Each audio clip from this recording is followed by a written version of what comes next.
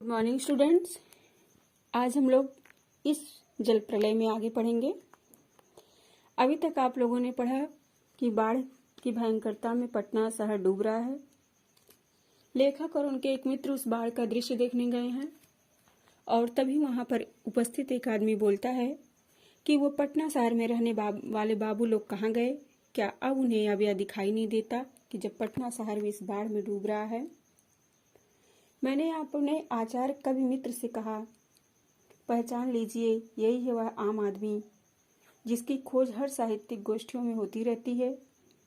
उसके वक्तव्य में दानापुर के बदले उत्तर बिहार अथवा कोई भी बाढ़ग्रस्त ग्रामीण क्षेत्र जोड़ दीजिए। शाम के 7:30 बज चुके हैं और आकाशवाणी के पटना केंद्र से स्थानीय समाचार प्रसारित हो रहा था। पान की दुकानों के सामने खड़े लोग चुपचाप उत्कड़ होकर सुन रहे थे। अब लेखक कह रहे हैं कि मैंने अपने जो मेरे मित्र थे, कवि मित्र थे, उनसे मैंने कहा कि आप इस व्यक्ति को पहचान लीजिए, यही वह आम आदमी है, आम व्यक्ति है जिसकी तलाश, जिसकी खोज हर साहित्यिक गोष्ठियों को होती रहती है। उसके वक्तव्य उसके कहे अनुसार दानापुर के बदले उत्तर बिहार अथवा कोई भी बाढ़ग्रस्त ग्रामीण क्षेत्र से जोड़ देता है। शाम का समय था, 7:30 बज चुके थे। आकाशवाणी पटना केंद्र से स्थानीय समाचार प्रसारित किया जा रहा था। पान की दुकानों पर के सामने खड़े होकर लोग उस समाचार को सुनने के लिए व्यग्र हो रहे थे, उत्कंठित हो रहे थे। पानी हमारे स्टूडियो की सीढ़ियों तक पहुंच चुका है और किसी भी क्षण स्टूडियो में प्रवेश कर सकता है। समाचार दिल दहलाने वाला था। कलेजा धड़क उठा। मित्र के चेहरे पर भी आतंक की कई रेखाएं उभरी, किंतु हम तुरंत ही सहज हो गए, यानी चेहरे पर चेष्टा करके सहजता ले आए, क्योंकि हमारे चारों ओर कहीं कोई परेशान नजर नहीं आ रहा था। पानी देखकर लौटते हुए लोग आम दिनों की तरह हंस बोल रहे थे, बल्कि आज तनिक अधिक ही उत्साहित थे। लेखक बता रहे हैं कि जो समाचार हमें सुनने को मिला वह दिल दहलाने वाला था। हमारा कलेजा धक धक करने लगा। हमारे मित्र के चेहरे पर भी भय की, डर की कई रेखाएं खिंच उठी, किंतु हम स्वाभाविक हो गए, सहज हो गए। हमारे चेहरे पर चेष्टा करके हम सहजता ले आए, क्योंकि हमारे चारों तरफ जितने लोग थे वह परेशान नहीं दिखाई दे रहे थे, व्याकुल नहीं दिखाई दे रहे थे। पानी देखकर लौटते लोग इस प्रकार से हंस बोल रहे थे जैसे कुछ हुआ ही नहीं है, बल्कि आज बाढ़ की भयंकरता को देखकर लोग कुछ और ही उत्साहित थे, प्रसन्नचित्त थे। दुकानों में थोड़ी हड़बड़ी थी। नीचे के सामान ऊपर किए जा रहे थे। रिक्शा, टमटम, ट्रक और टेम्पो पर सामान लादे जा रहे थे। खरीद बिक्री बंद हो चुकी थी। पान वालों की बिक्री अचानक बढ़ गई थी। आसन्न संकट से कोई प्राणी आतंकित नहीं दिख रहा था। लेखक बता रहे कि जो दुकान वाले थे उनके अंदर थोड़ी घबराहट थी, हड़बड़ाहट थी, बेचैनी थी। नीचे के सामान ऊपर किए जा रहे थे। रिक्शा, टमटम, ट्रक और टेम्पो पर सामान लाद कर दूसरे स्थानों पर ले जाए जा रहे थे। खरीदने और बेचने का जो क्रियाकलाप था वो बंद हो चुका था। हाँ, अचानक से पान बेचने वालों की बिक्री बढ़ गई। लोग पान की दुकानों पर खड़े होकर पान खा रहे थे और किसी निकट समीप स्थित किसी आतंक से वो आतंकित, भयभीत नहीं दिखाई दे रहे थे। पान वाले के आदमकद आईने में उतने लोगों के बीच हमारी ही सूरत मुहर्रमी नजर आ रही थी। मुझे लगा अब यहाँ हम थोड़ी देर भी ठहरेंगे तो वहाँ खड़े लोग किसी भी क्षण ठठाक कर हम पर हंस सकते थे। जरा इन बुज़दिलों का हुलिया देखो, क्योंकि वहाँ ऐसे ही बातें चारों ओर उछाली जा रही थी। एक बार डूब ही जाए धनुषकोटि की तरह पटना लापता ना हो जाए, कहीं सब पाप धुल जाएगा। चलो गोल घर के मुंडे पर ताश की गड्डी लेकर बैठ जाएं। बिस्को मान बिल्डिंग की छत पर क्यों नहीं? भाई यही माकूल मौका है। इनकम टैक्स वालों को ऐन इसी मौके पर काले कारोबारियों के घर पर छापा मारना चाहिए। आसामी बामाल।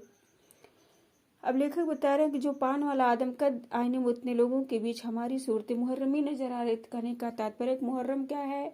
एक शोक का दिन होता है, उदासी का दिन होता है। लोग शोक मनाते हैं, मायूसी मनाते हैं। तो लेखक बता रहे हैं कि हमारे ही सूरत पर उदासी छाई हुई थी और ऐसा प्रतीत हो रहा था कि सारा दुख हमें ही मिल रहा है। और मुझे यह आभास हुआ कि यदि यहाँ कुछ देर हम लोग और रुकेंगे तो यहाँ पर खड़े कोई भी व्यक्ति हमारे चेहरे को देखकर हमारा मजाक, हमारा उपहास उड़ा कर सकता है कि ये बुज़दिल हैं, ये कायर हैं, डरपोक हैं, इनका हुलिया देखो, इनकी दशा देखो। ऐसे ही बातें वहाँ चारों तरफ सुनाई दे रही थी। एक बार धनुष को डूब जाए, पटना भी लापता ना हो जाए, इसकी सारा पाप धुल जाएगा। इसलिए गोल घर के मुंडे पर ताश की गड्डी लेकर बैठ जाए अथवा बिस्कोमान बिल्डिंग की छत पर ही यही उचित मौका है। इनकम टैक्स वालों को इसी मौके काले कारोबारियों पर छापा मारना चाहिए। राजेंद्र नगर चौराहे पर मैगजीन कॉर्नर की आखिरी सीढ़ियों पर पत्र पत्रिकाएं पूर्ववत बिछी हुई थी। सोचा एक सप्ताह की खुराक एक ही साथ ले लूं। क्या क्या ले लूं? हेडली चेज या एक ही सप्ताह में फ्रेंच जर्मन सिखा देने वाली किताबें अथवा योग सिखाने वाली कोई सचित्र किताब। मुझे इस तरह किताबों को उलटते पलटते देखकर दुकान का नौजवान मालिक कृष्णा पता नहीं क्यों मुस्कुराने लगा। अब लेखक बता रहे हैं कि राजेंद्र नगर चौराहे पर जो मैगजीन कॉर्नर की आखिरी सीढ़ियों पर हमारी तमाम पत्रिकाएं हैं, किताबें हुआ पहले की तरह फैली हुई हैं, बिछी हुई हैं। मैं सोच रहा था कि एक सप्ताह की सारी किताबें, सारी खुराक एक साथ ले लूं। क्या क्या लूं? हेडली चेज एक सप्ताह में फ्रेंच जर्मन सिखा देने वाली किताबें अथवा योग सिखाने वाली कोई सचित्र किताब ले लूं। मुझे इस तरह किताबों में उलटफेर करते देखकर जो दुकान का नौजवान था वह मुझे देखकर मुस्कुरा रहा था। किताबों को छोड़ कई हिंदी, बांग्ला और अंग्रेजी सिने पत्रिकाएं लेकर लौटा। मित्र से विदा होते हुए कहा, पता नहीं कल हम कितने पानी में रहें। बहरहाल जो कम पानी में रहेगा वह ज्यादा पानी में फंसे मित्र की सुध लेगा।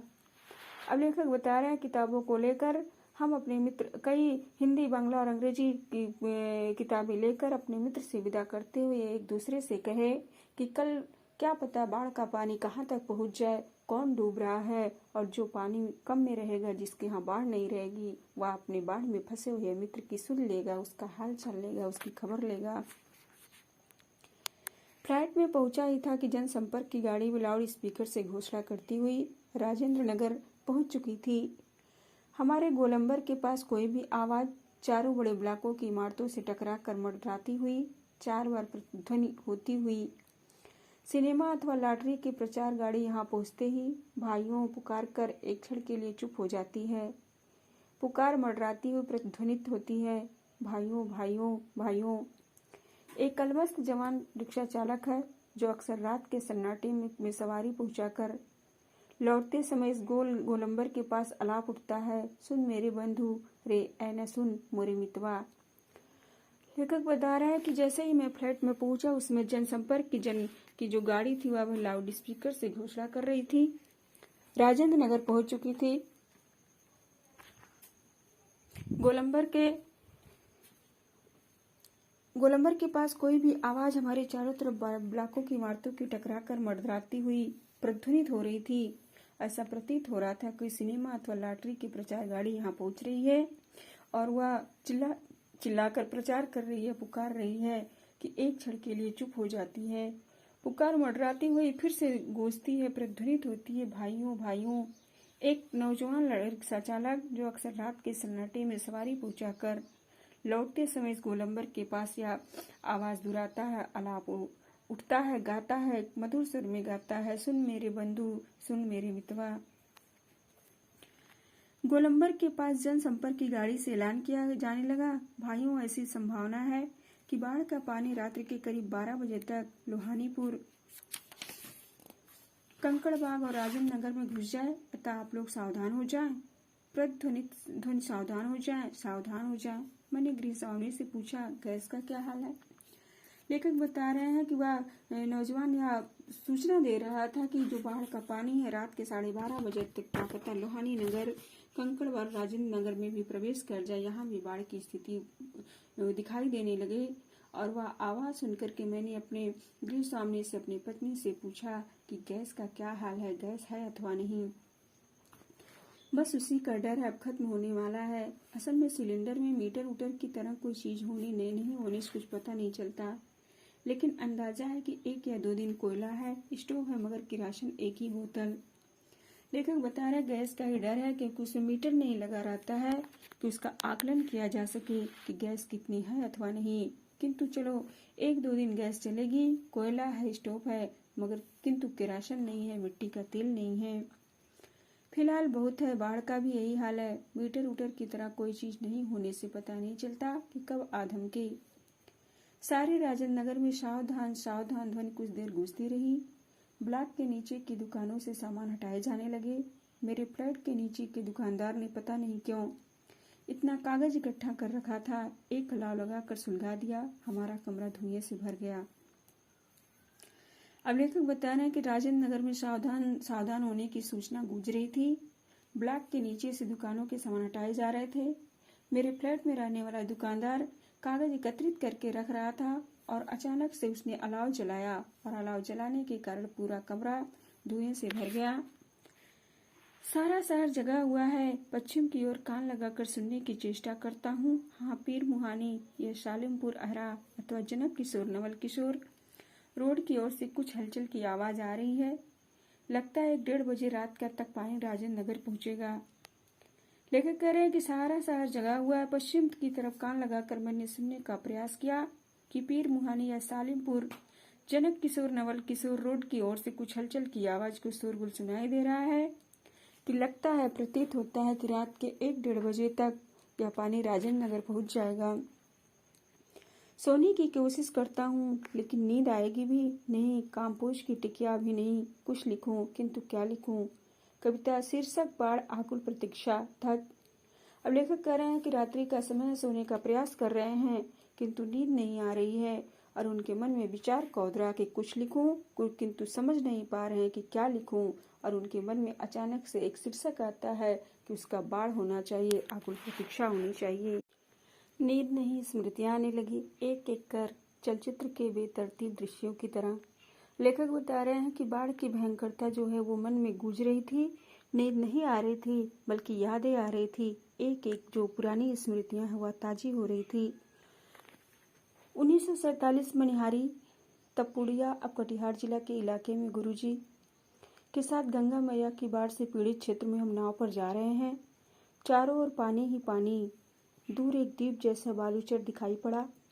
हमने कहा वहां चलकर जरा चहलकदमी करके टांगे सीधी कर लें। भादुड़ी जी कहते हैं किंतु सावधान, ऐसी जगहों पर कदम रखने के पहले या मत भूलना कि तुमसे पहले भी वहाँ हर तरह के प्राणी शरणार्थी के रूप में मौजूद मिलेंगे। लेखक वह बता रहे हैं कि 1947 की बात है। उस समय मनिहारी जो अब कटिहार जिला में पड़ता है इलाके में गुरु जी के साथ गंगा मैया के बाढ़ से पीड़ित क्षेत्र में हम नाव पर दे जा रहे थे। चारों तरफ पानी ही पानी दिखाई दे रहा था। एक द्वीप जैसा दिखाई दिया। हमने कहा वहां चलकर देखते हैं, वहां टहल कर देखते हैं ताकि हमारे पैरों में थोड़ा क्रिया होने लगे। तो बहादुर जी ने समझाया कि ऐसे स्थानों पर जाने से पहले सुन लो, सावधान हो जाओ कि बाढ़ में जो जीव जंतु होते हैं, अनेकों तरह के प्राणी होते हैं, वो भी कुछ अच्छा स्थान देख कर ही वहाँ चले जाते हैं, शरण लेने के लिए जाते हैं। इसलिए वहाँ जाने से पहले तुम इन शरणार्थियों के बारे में जान लेना। और सचमुच चींटी से लेकर सांप, बिच्छू, लोमड़ी, सियार तक यहाँ पनाह ले रहे थे। बहादुर जी की हिदायत थी, हर नाव पर पका ही घाव, पानी में पैर की उंगलियां सड़ जाती है, तलवे में भी घाव हो जाता है, कि दवा दिया सलाई की डिबिया और किरासन तेल रहना चाहिए। और सचमुच हम जहाँ जाते खाने पीने की चीज से पहले पका ही घाव की दवा दिया सलाई की मांग होती। लेखक कह रहे कि जो बाढ़ का पानी होता है वह सड़ा हुआ होता है और पानी में पैर डालने से जो पैर पक जाते हैं, सड़ने लगते हैं, उसकी सुरक्षा के लिए, उसकी हिफाजत के लिए साथ में दवा दिया सलाई की डिबिया और किरासन रहना चाहिए। इसीलिए जब भी हम कहीं नाव के द्वारा बाहर निकलते थे, हमारे पास ये सारी चीजें उपस्थित होती थी।